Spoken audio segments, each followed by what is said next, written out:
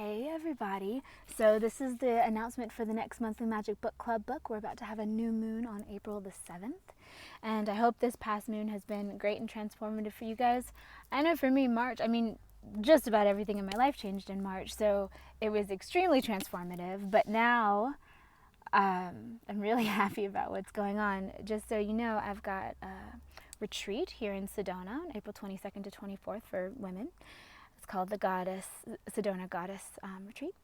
And then I'm doing a tour this summer of City Goddess workshops. So it's going to be basically how to maintain your divine center of divine feminine glowiness, awesomeness. We're going to make flower crowns and make raw chocolate and do lots of cool things, did some divination, some other awesome stuff. And so far the dates I have set are Los Angeles on April 16th.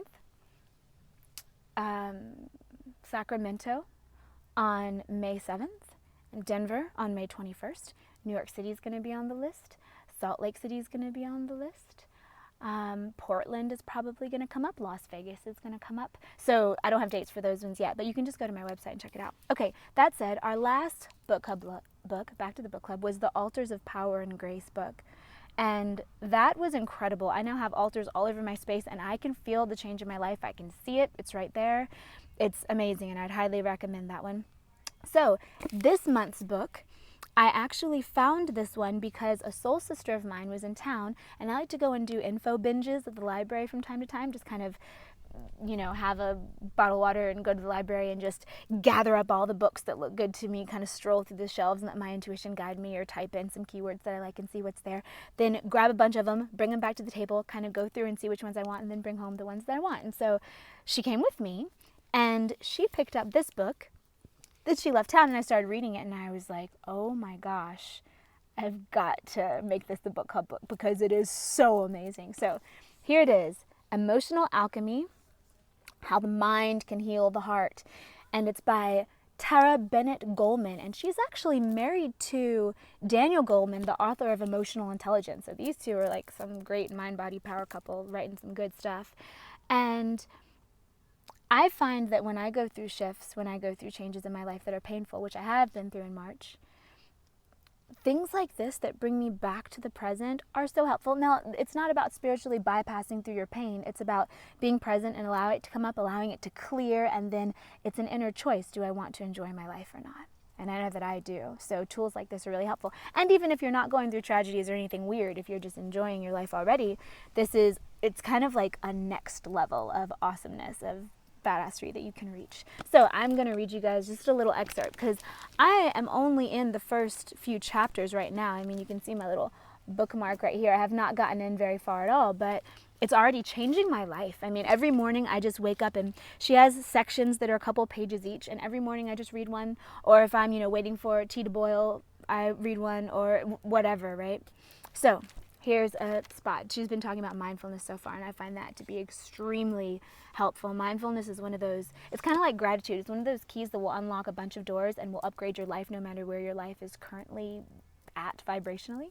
So, all right, here we go.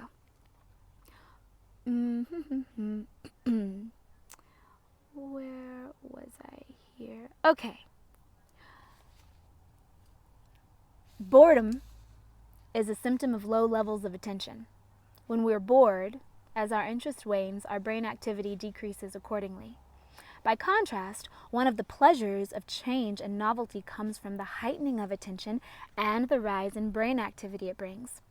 In this neural excitation lies our delight in the new, whether it be a new outfit for the season, traveling to an exotic destination, or moving the furniture around in the living room. But we don't have to change the environment to perk up the brain. We can do it simply through sharpening our attention to whatever is there. Here's a quote that I love. Full attention is the antidote to boredom. Say that again. Full attention is the antidote to boredom.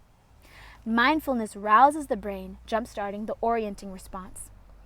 The first time we encounter something that intrigues us, the natural quality of our attention is open and fresh. Our focus total. With mindfulness, we can choose to observe our own lives with the same alert, sustained attention. Mindfulness gives us the power to be with any moment as though for the first time. So again, that's Emotional Alchemy. You can get it from your library like I did, or you can get it on Amazon or wherever, I'm sure. And I'll be posting this, of course, on the monthlymagicbookclub.com website. And yeah, hoping you guys are doing great. I want to start posting more videos again. I feel myself coming to life again in the spring. I forget every winter because I try to love all the seasons. In the winter I get, snuggly and cozy and more sedentary and more inner.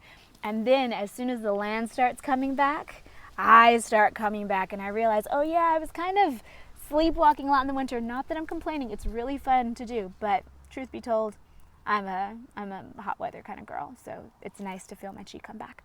Anyway, wishing all of you blessings and love and excitement and adventure, and I hope that your life is getting better every single day in ways you expect and ways that you don't. And take good care of yourself, and I'll talk to you again very soon.